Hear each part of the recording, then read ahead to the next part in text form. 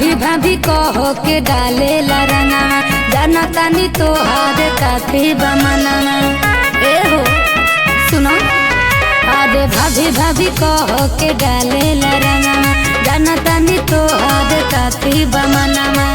कुछ छुए न देम कौनो हाल में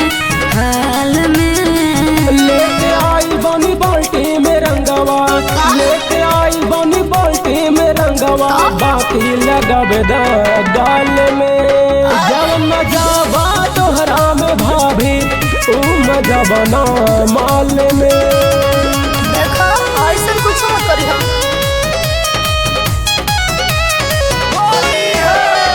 जब मजा बा तोहरा में भाभी तू मजा बना माल में। पूरे पूरे रंगवा लगाई देबा भीतरी के फीलिंग जगाई देबा। तोहरा बिना बेकार लागे फगुआ भाभी देवा रहाई जलगुआ।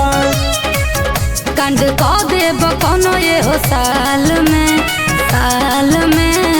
लेके आई बनी बाल्टी में रंगवा, लेके आई बनी बाल्टी में रंगवा, बाकी लगावे दा गाल में। जब मजा बा तोहरा में भाभी ऊ मजा बना माल में।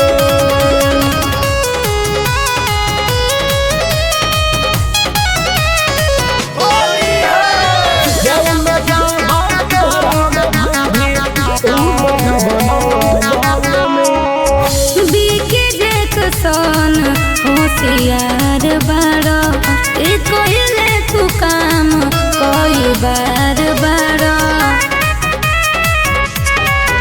इसके कारी न कवनो मजाक हो काहे लू देवरन के बाक हो। हम फंसब न केहू के जाल में